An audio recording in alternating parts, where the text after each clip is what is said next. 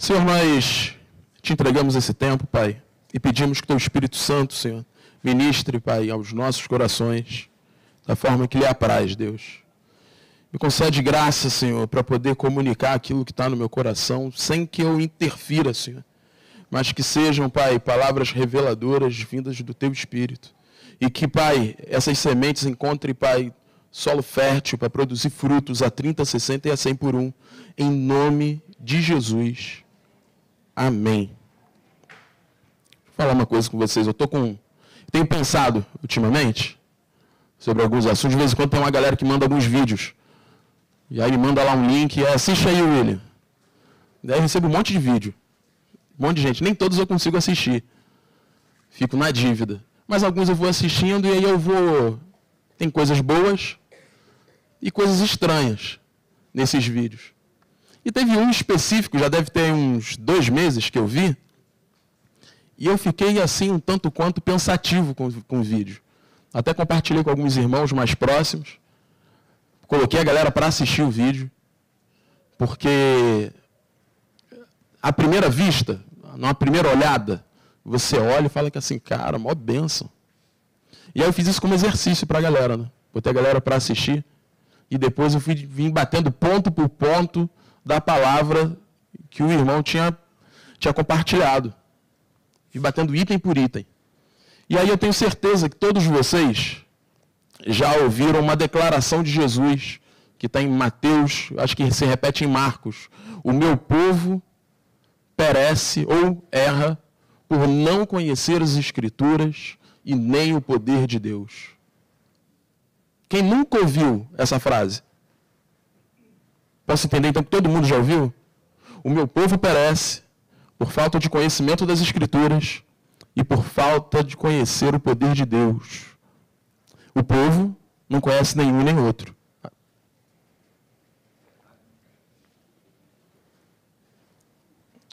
E aí eu fiquei pensativo nisso tudo. E nas minhas leituras eu acabei batendo num texto que eu já li várias vezes, mas eu nunca me atentei para ele, para um detalhe que está nesse texto. Abre a sua Bíblia aí, em Êxodo, capítulo 32, a partir do verso 1. Êxodo 32, a partir do 1.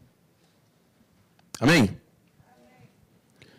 Mas vendo o povo que Moisés tardava em descer do monte, acercou-se de Arão e lhe disse: levanta-te, faze-nos deuses que vão adiante de nós, pois quanto a este Moisés, o homem que nos tirou do Egito, não sabemos o que lhe terá sucedido. Disse-lhes Arão: tirai as argolas de ouro das orelhas de vossas mulheres, dos vossos filhos e vossas filhas, e trazei-mas. Então todo o povo tirou das orelhas as argolas e as trouxe a Arão. Este, recebendo-as das suas mãos, trabalhou o ouro com buril e fez dele um bezerro fundido. Então disseram: são estes, ó Israel, os teus deuses, que te tiraram da terra do Egito.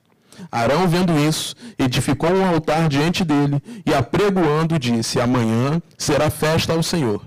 No dia seguinte madrugaram e ofereceram holocaustos e trouxeram ofertas pacíficas, e o povo assentou-se para comer e beber e levantou-se para divertir-se. Então disse o Senhor a Moisés: vai, desce, porque o teu povo, que fizeste sair do Egito, se corrompeu, e depressa se desviou do caminho que lhe havia eu ordenado. Fez para si um bezerro fundido e o adorou, e lhe sacrificou. E diz: são estes, ó Israel, os teus deuses, que te tiraram da terra do Egito.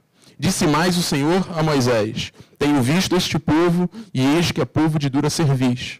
Agora, pois, deixa-me para que se acenda contra eles o meu furor, e eu os consuma, e de ti farei uma grande nação. Eu já li esse texto várias vezes. É uma história conhecida, essa história do bezerro de ouro.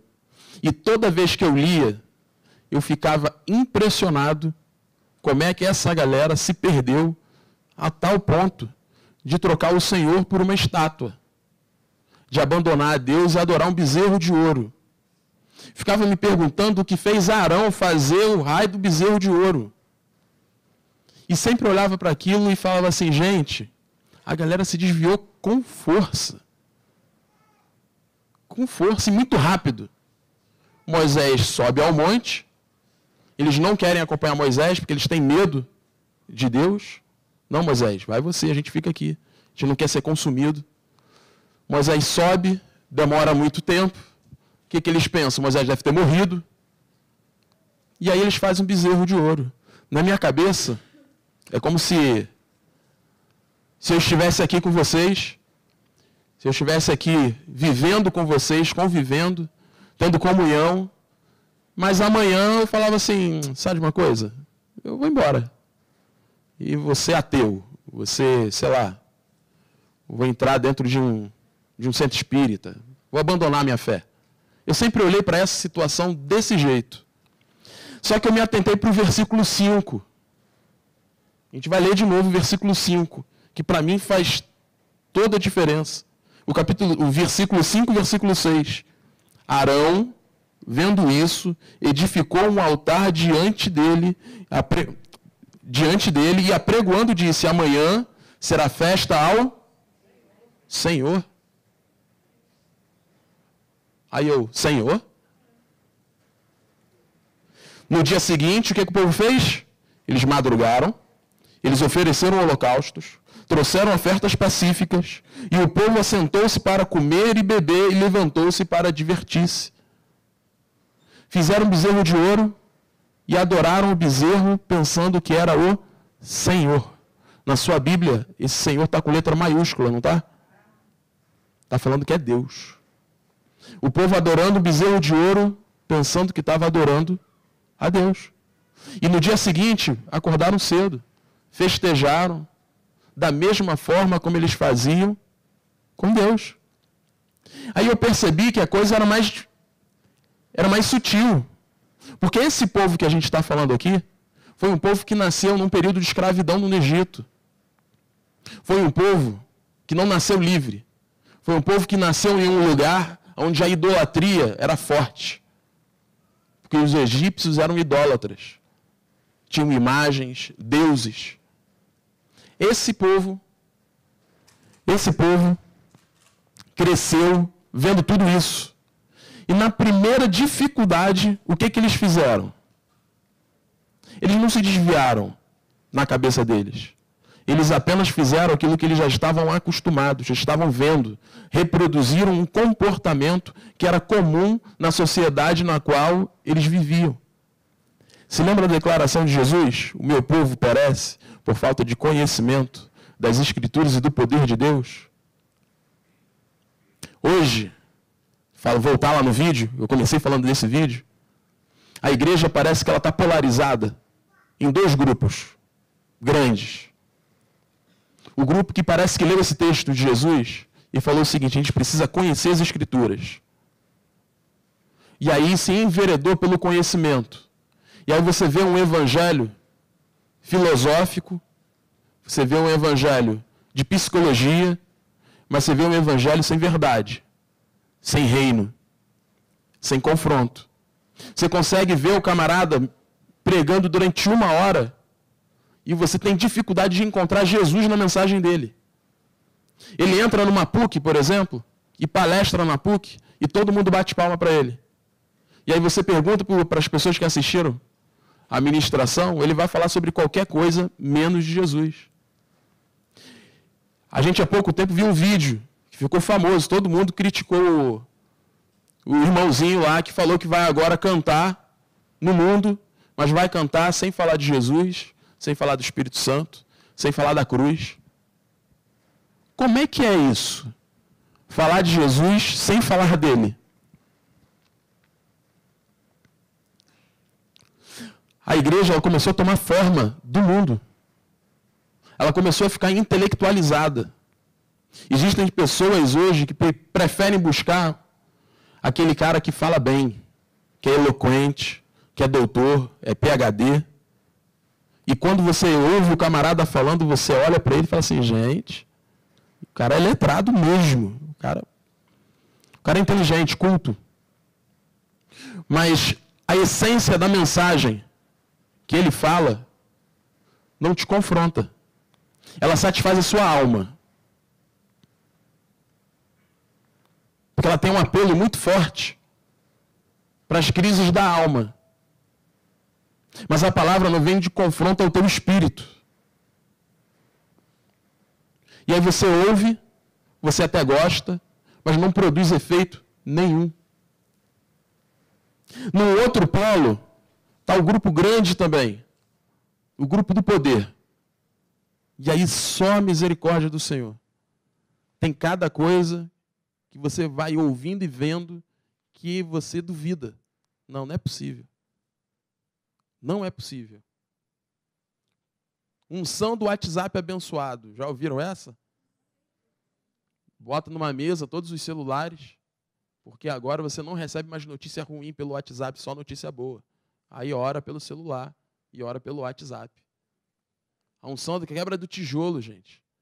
Pega aqui um milheiro de tijolo aqui na frente, a gente vai quebrar os tijolos aqui e todo mundo girando, rodopiando. Marreta no tijolo, vai quebrando o tijolo e a galera vai fazendo fila para passar por cima dos tijolos. É estranho, né? Mas pergunta para ela, para essa galera aí, vocês estão fazendo alguma coisa errada. Vão falar que é o poder de Deus. É o poder. Uma vez me convidaram, fubazão, me convidaram para ministrar em um lugar que a galera gosta, assim, de um negócio mais forte, entendeu? Eu fui. Aí eu falei, cara, não vai dar certo isso, não. E já nas preliminares, né, nas oportunidades antes da ministração, eu já vi que o negócio era forte mesmo, entendeu? O camarada pediu uma oportunidade lá, deu 3 voltas aqui assim, ó, correndo, gritando. Falei, gente, vai subir o William. Vocês me conhecem, né? Pô, e aí, beleza? Queria trocar uma figurinha aqui com vocês. A galera olhou assim para mim, eu terminei, aí o pessoal, é legal, né? No dia seguinte, o camarada que me convidou, não, o pessoal gostou, mas suave, né? Falei, Mas se no meio da ministração tivesse uns 2 pulos, um grito mais forte, eu saísse correndo igual um doido, fosse lá no Leandrinho, lá atrás. Ah, rapaz, olha, vejo que o irmão é profeta, cheio de fogo. Falei, gente, eu preciso ser performático para ser de Deus? Eu preciso dar um mortal, um duplo twist carpado, para ser direcionado pelo Espírito Santo e trazer uma palavra dele? Porque se for isso, cara, eu estou roubado, cara. Estou roubado. Fiz 10 anos de capoeira, não consigo dar um mortal. Imagina. Tá ruim, ainda mais agora. Bebendo Coca-Cola direto. Vai ser mortal de fato, né?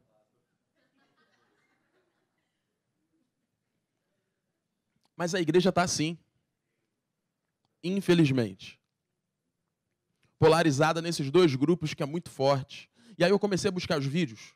E comecei a conhecer a galera. E comecei a assistir. E eu não estou falando de pastor de 10, 50 pessoas, não, tá? Estou falando de pastor de multidão. Estou falando de pastor que congrega em uma só reunião 4.000, 5.000 pessoas. Que roda não só o Brasil, mas o mundo. Viajando e ministrando.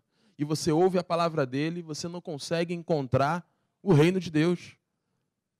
Tem alguma coisa errada, gente. E os comentários, todo mundo batendo palma. Que palavra abençoada. Aí, abençoada por quê, gente? O que ela produziu? E aí cabe a nós sermos mais criteriosos com aquilo que está escrito na palavra. Porque você vai conseguir exercitar o seu ouvido para falar assim, pô, está faltando alguma coisa. Está faltando alguma coisa. No outro dia, mais um vídeo que me apresentaram, vou começar a parar de assistir esses vídeos dessa galera, entendeu?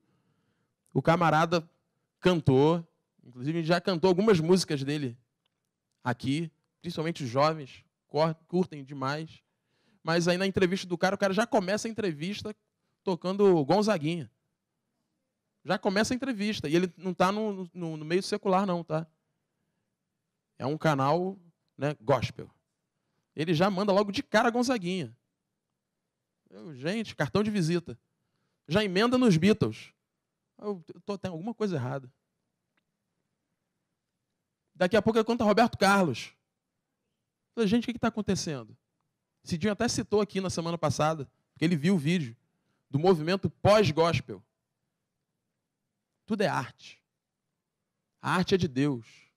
Se a arte é de Deus, cara, a gente pode. Não precisa ter separação. A gente canta qualquer coisa.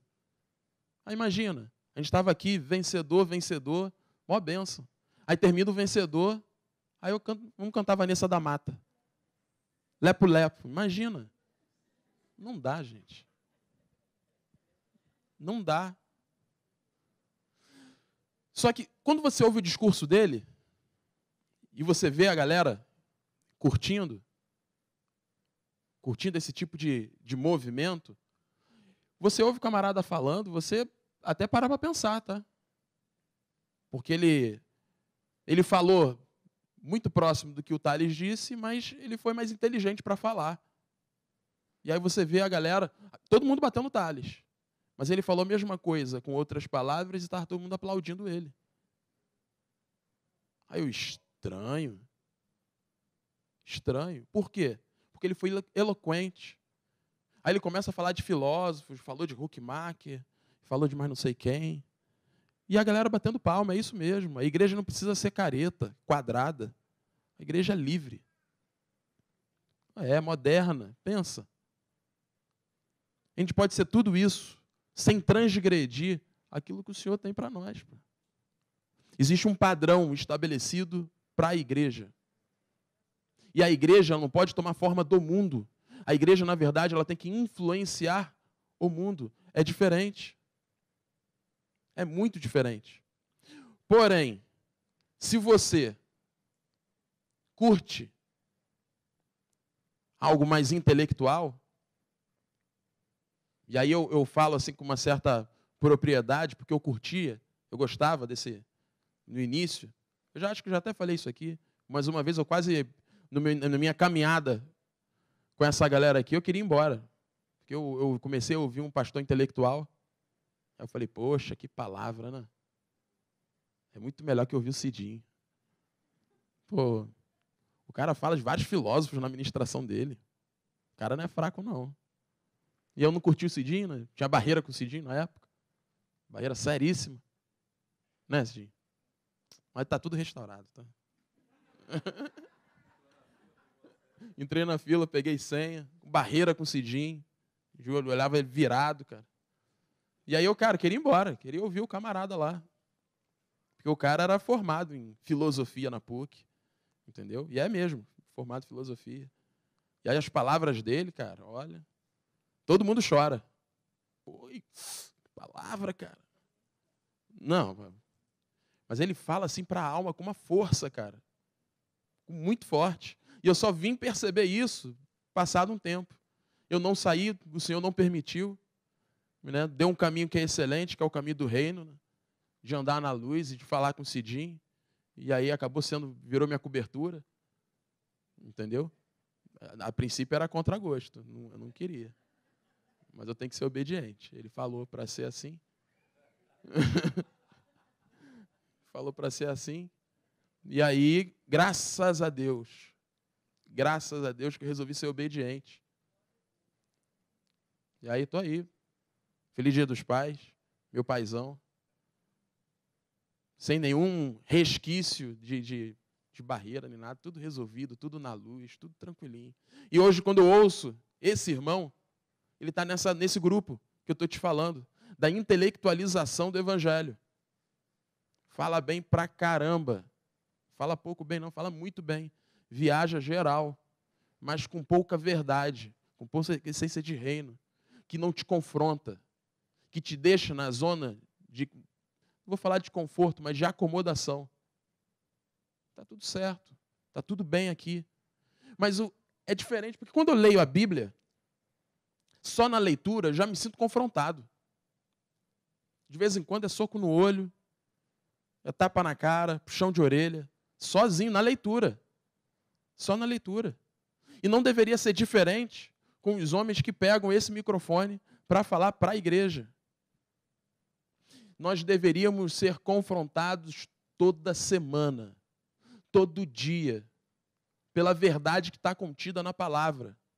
Ela deveria vir de encontro de fato, se chocar conosco, com a nossa realidade, com a nossa humanidade, com as nossas limitações, com as nossas carnalidades, a todo momento. Para a gente olhar para o nosso padrão, para o nosso modelo que é Jesus, e olhar para nós e falar assim, cara, eu estou longe disso, está aqui, eu preciso me arrepender ali, eu preciso buscar, eu preciso fazer alguma coisa.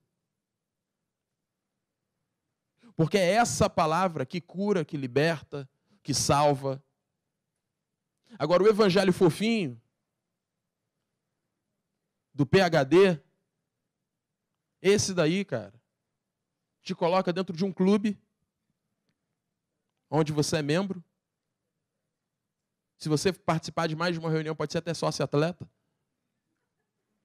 E nada acontece. Nada acontece.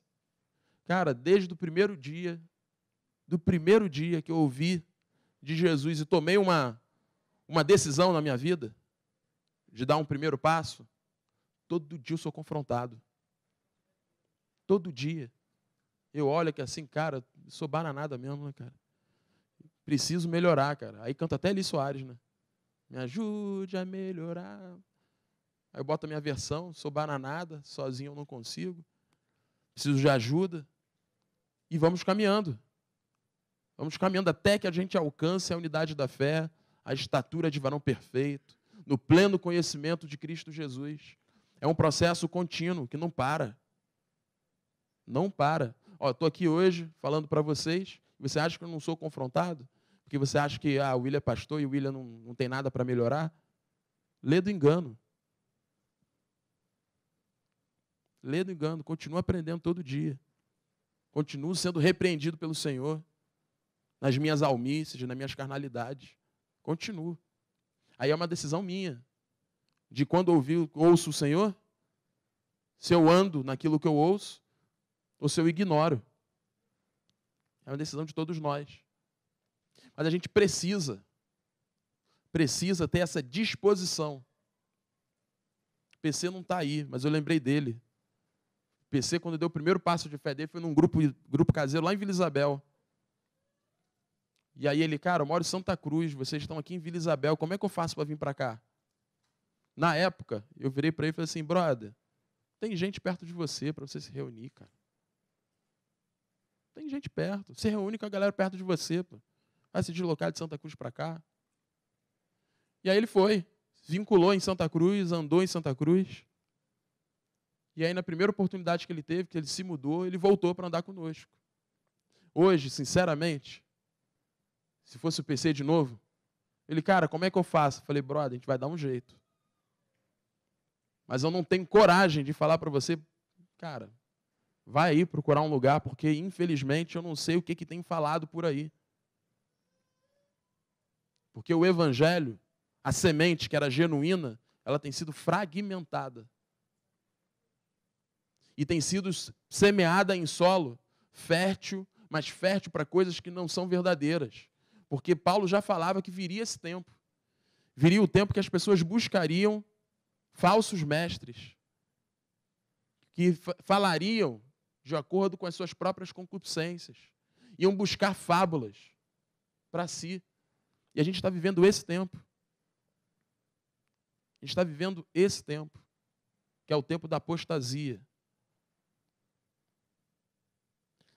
A nossa responsabilidade individual é de olhar para a palavra e ser fiel a ela.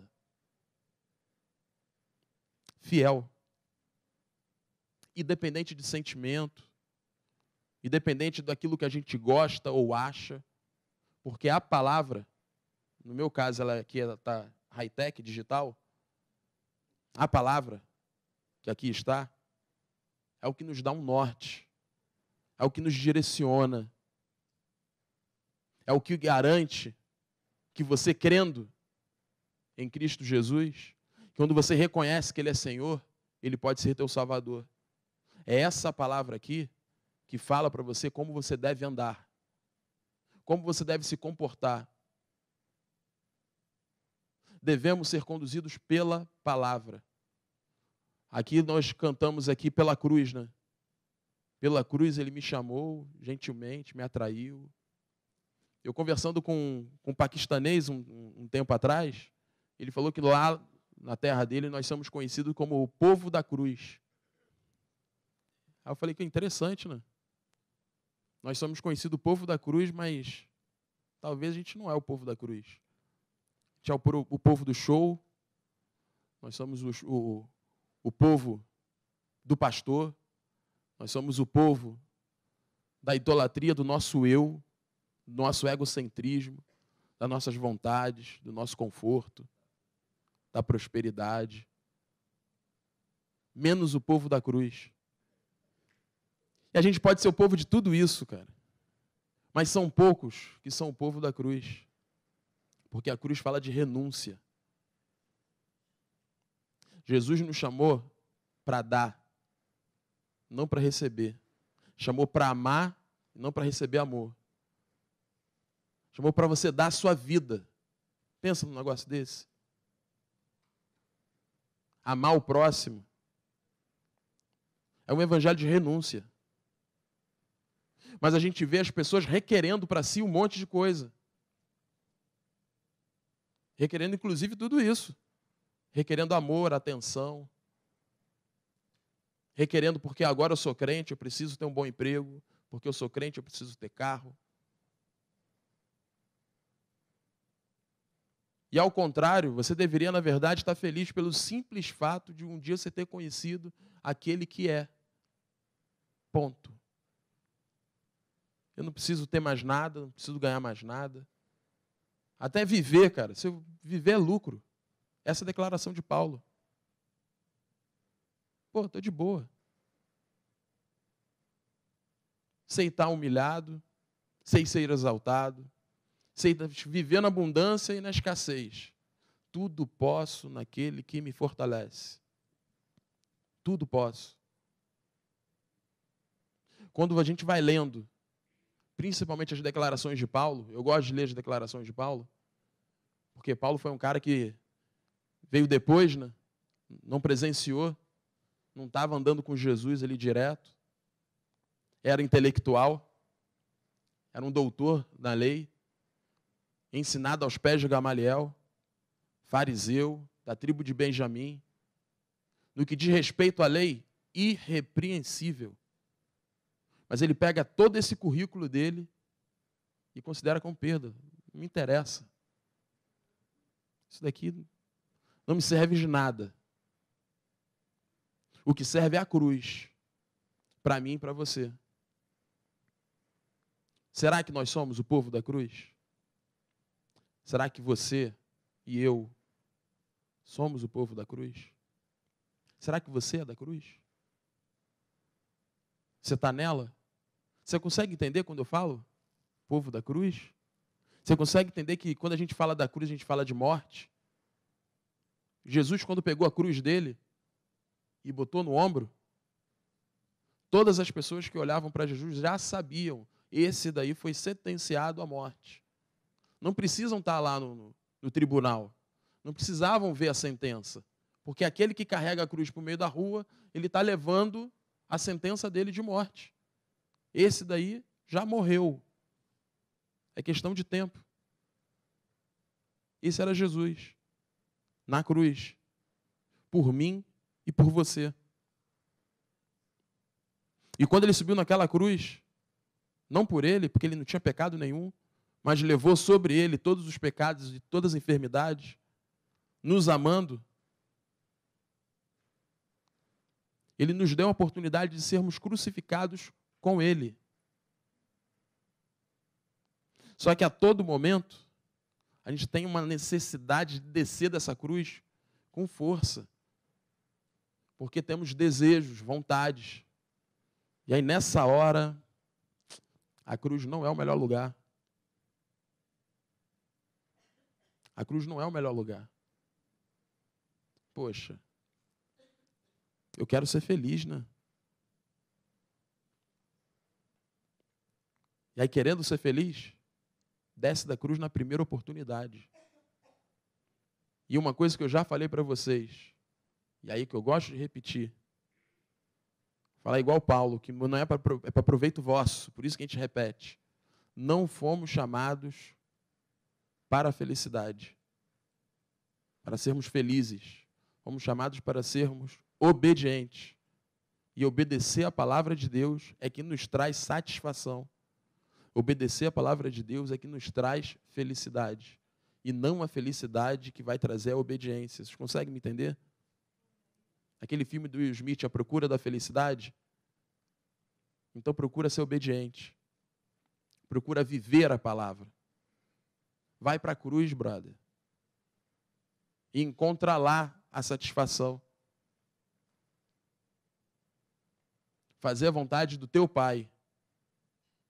Vai ser, qualidade total. Já foi usado por Deus? Quem já foi? Já teve a oportunidade de ter sido um instrumento de Deus na vida de alguém? E aí, depois que aconteceu isso, qual foi o sentimento que você teve? Poxa, maior alegria, cara. Porque você olha que assim, cara, eu não sou nada. Mas Deus me usou, cara, abençoou alguém. Cara, que legal. Você volta, cara. Você volta até mais leve. Volta até mais leve.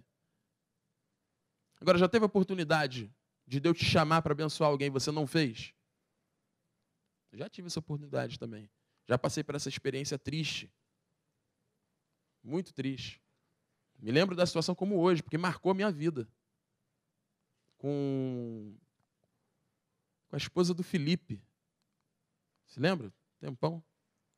Cris, eu acho. Ela tinha um problema de uma hemorragia que não parava nunca e não conseguia ter filhos. E aí um dia, lá na Rádio Boas Novas, ela disse assim, eu quero só as pessoas que têm fé para orar por ela. Cara, naquele momento, meu coração quase saiu pela orelha. Começou a bater forte e uma convicção, vai lá orar por ela, vai orar por ela. E eu assim, mas cara, eu não.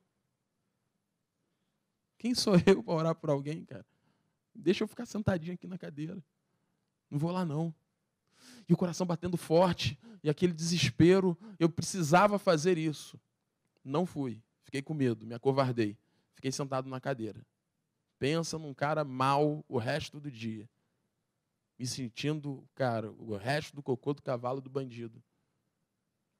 É muito ruim. Muito ruim. E a gente acaba experimentando esse sentimento quando a gente busca a nossa felicidade. Aí você arrasa em relacionamento, você arrasa com o emprego, porque você acha que a sua felicidade está no emprego bom. Porque se eu for executivo da minha empresa, se eu for um empresário bem-sucedido, e aí você arrasa.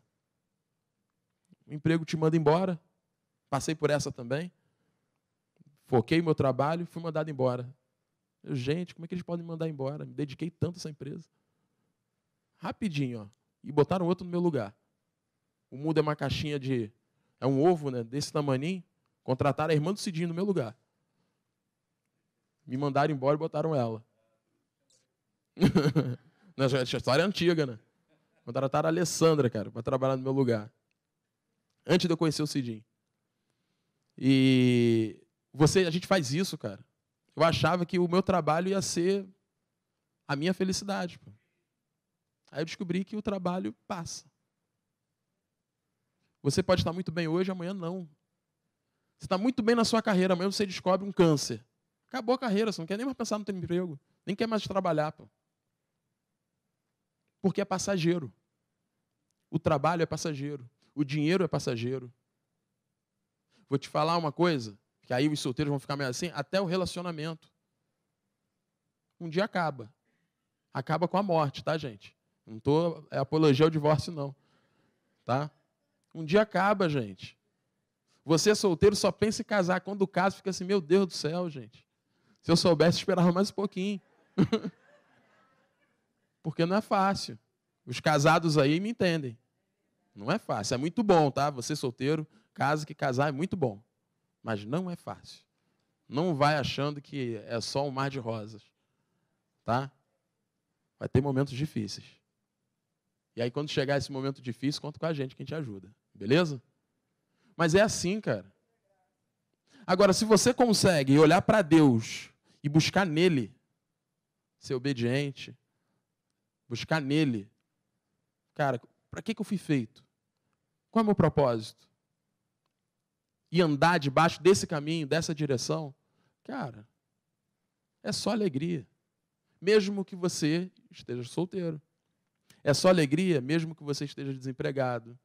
É só alegria, pô. Entende a paz que excede a todo entendimento? Eu conversei com um camarada essa semana, está passando por uma crise no casamento. E aí eu ouvi durante 4 horas e meia. Sério, 4 horas e meia, ele falando sem parar. E eu estava, a gente estava no carro, e eu estava olhando para ele aqui, né? Eu já não conseguia mais virar o pescoço para o outro lado. Estava duro já, 4 horas e meia, desesperado. Pescoço doendo. E ele falando. Falou muito. A situação tá ruim pra caramba pro lado dele. A mulher saiu de casa. O negócio tá feio. Mas você conversa com ele, ele tá bem, cara. Impressionante. Eu falei, cara, como é que você tá bem diante disso tudo? Aí ele, cara, eu sei que é um processo de Deus para me tratar. Eu vou ficar legal, ela vai voltar. Então tá bom. Vou falar o que diante disso? Reconheceu, cara, eu sou orgulhoso, sou soberbo, eu sou grosso, eu sou isso, sou aquilo outro. Pá. Já reconheci tudo isso, vou me arrepender. Você é um homem transformado para minha mulher. Aí eu só ia dizendo amém. Amém. E pedindo para ele, a gente não pode parar ali não para tomar uma coca? O pescoço está doendo. Ele, não, deixa eu terminar. Tá bom. Foi assim, cara. Mas ele está tranquilo. Porque ele olhou para a situação complicada, com problema de saúde, com a mulher que saiu de casa, sem dinheiro, está quebrado, quebradinho, duro, catando as moedas, vendendo o carro que tem para pagar as contas. Mas falando, cara, eu estou muito bem. Eu falei, glória a Deus por isso. Porque ele olhou para essa situação toda e enxergou Deus. Ele não olhou para as circunstâncias. Ele olhou Deus e viu que assim, o que eu tenho que mudar? E aí o Espírito Santo ministra com força. Ah, filhão, vamos lá, faz a lista, se prepara. É aqui, aqui, aqui. E ele quer andar em todas elas. Não, eu quero, pô. Vamos lá, pô. Tô tranquilo. Essa disposição, esse lugar onde ele está, é o lugar que nós deveríamos estar sempre. E não sair dele. Confiando em Deus, enxergando Deus em todas as circunstâncias. Foi uma ministração do Cidinho aqui. Aquele que enxerga Deus não enxerga homens. E disposto a ir para a cruz. Disposto a ser confrontado pela palavra e mudar, se permitir. Porque a transformação é constante. Ela não para. Vocês conseguem me entender? Amém? Cuidado, tá, gente? Cuidado com o evangelho diluído. Diluído com água. Ralo. Ele tem que ter uma consistência. O leitinho, que Paulo fala lá, para aqueles que estão começando, ele é um leitinho qualquer um não, tá? É com nã. É bombadão o leite. Não aceita qualquer coisa, não. Aceita aquele leite diluído com muita água e pouco pó. Eu faço leite lá para Amanda, que ela mama ainda de madrugada. Tem uma quantidade de leite para colocar, pô, senão fica uma água esquisita. Pô. Não, pô, eu até boto mais um pouquinho de pó. A mãe fala que tem uma dosagem lá, eu boto mais um pouquinho. Né, para ficar mais... Eu até brinco com ela. Pô, a mamadeira do papai é legal, né? Sempre boto mais um pouquinho de leite. É assim, cara. Procura o leite que é genuíno, que é puro. Procura olhar sempre para a cruz. Procura sempre olhar para si mesmo e fazer uma autoanálise. tira tudo que é sentimento, gente. O sentimento, cara, tira a nossa visão da cruz, cara. E a gente é muito conduzido por sentimentos. Porque somos seres humanos, compostos por corpo, alma e espírito. E na alma, quando a gente fala da alma, é onde estão os sentimentos, a gente acaba dando muita ênfase para ela. E nos permitimos ser conduzidos por Ele. Então não deixa que isso aconteça contigo. Olha com critério para essa palavra, com fé e com disposição. Tem que ter disposição, cara. Porque se você não tiver disposição, tu vai parar no meio do caminho. Não é fácil, a porta é estreita. E o caminho também é estreito. Amém? Basicamente é o pãozinho e o peixinho de hoje. Eu não sei se vocês conseguiram me entender.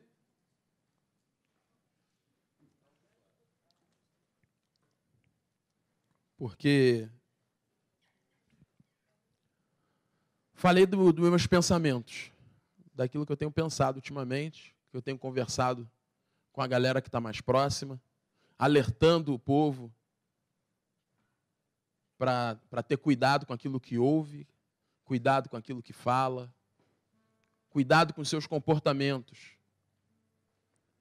Se você reage conforme a palavra, ou se você reage conforme aquilo que você julga ser justiça. E a nossa justiça, ela é diabólica. Ela não provém de Deus. A gente precisa buscar a sabedoria que vem do alto. Essa daí é a qualidade total. E aí essa justiça do alto, você não brota, nem algo que você tira do bolso. Ela vem do Senhor. É Ele que dá. Salomão pediu, e o Senhor falou que assim, ó, bom pedido esse, vou te dar. Eu vou te dar também sobrando. Pede sabedoria a Deus. Para a gente poder circular num mundo onde a gente se relaciona com os da church, com os da igreja, e com aqueles que ainda não são da igreja. E a gente precisa circular nesses dois mundos com sabedoria, tendo como valor em princípio a palavra de Deus, para você poder olhar para as circunstâncias, olhar para a situação e se posicionar como um servo, como um filho dele. Isso daqui é certo, isso daqui não é certo. Isso eu vou fazer, isso eu não vou fazer. Independente de qualquer coisa, independente das consequências. Eu posso até perder o meu emprego, mas o que é verdadeiro, aquilo que é a palavra, eu vou cumprir. E se eu tiver que perder o meu emprego por conta disso, cara, glória a Deus por isso. Ele vai me dar outro. Ele vai me dar outro. Porque é Ele que te sustenta. Não é o seu emprego. Não é o seu patrão. É Ele que te dá o dom da vida. É Ele que renova a misericórdia a cada manhã. A cada manhã. Então, olha para isso tudo. Resolve tomar uma decisão. Toma uma postura. Porque o mundo, ele anseia, ele deseja que os filhos de Deus se manifestem. O mundo aguarda ansiosamente pelo posicionamento da igreja. E a igreja somos nós. Ela espera que a gente olhe para o mundo e dê uma palavra. Quem não tem um amigo que não conhece Jesus, mas quando o negócio aperta, ele não procura você? Não pede uma oração? Não pede uma palavra? É assim. E nós, como igreja, precisamos entender essa nossa responsabilidade. Mas para a gente ser sal e luz para esse mundo que não tem gosto e que está nas trevas, a gente precisa parar de dar atenção para coisas que são carnais, infantis. A gente precisa crescer. Desperta, ó tu que dorme. Todo mundo aqui dorme, gente. Já parou para prestar atenção? Você deita na cama e é como piscar de olhos. Você não sabe assim, vou dormir agora eu vou dormir, e dormir. Não. Você se pensa assim, eu estou com sono. Daqui a pouco você abre o olho. É o dia seguinte. Passou horas. E você só sabe que essas horas passaram porque você olha no relógio. Gente, eu deitei, era 3 horas da manhã, agora são 9. Passou um tempo, dormindo. E você nem percebeu. E a igreja está assim, dormindo. E o tempo passando. E você não percebe. Por isso que ele fala, desperta, ó tu que dorme. Acorda, porque o tempo está passando. E você não está percebido das coisas que estão acontecendo ao seu redor. Você precisa acordar. Você precisa fazer a sua higiene matinal. Não sei vocês, mas eu escovo o dente de manhã. Entendeu? Né? Tem que escovar. Essa higiene matinal é você acordar e falar assim, gente, eu preciso escovar dente. O que a gente precisa tirar que não procede de Deus? Isso daqui está fora. E aí você vai lá pegar a sua escovinha, vai pegar a sua pasta de dente, e aí você começa a fazer a sua higiene bucal. De repente vai lá usar um enxaguante. Se a gente quiser fazer uma tipologia, cada instrumento desse pode ser um irmão, pode ser uma palavra, para você tirar coisas que não provém. Isso não é de Deus, cara. Tira isso. Aí depois que você faz a sua escova de dente, você faz o quê? Normalmente, né? Em via de regra, come alguma coisa. Passou horas sem comer? Aí você come alguma coisa. Então, se alimenta, brother. Busca de Deus o pãozinho. Pãozinho para o dia. Qual o pãozinho para o dia? Ele vai te dar um pãozinho. Algo para você meditar, para você refletir. Vai te dar uma direção. E aí depois, começa o teu dia. Deveríamos ser assim, como igreja. Senhor, está aqui o meu dia. Já comecei me limpando. Já fui me alimentar. Botei alguma coisa no estômago. Não estou de barriga vazia. E agora? A agenda do dia. Qual é? Mesmo que você tenha uma rotina de ir para o trabalho, ir para a faculdade depois. Entrega na mão dele, deixa ele direcionar. Deixa ele te mostrar as oportunidades. E exerce o teu chamado. Porque ele te chamou para algo. Amém?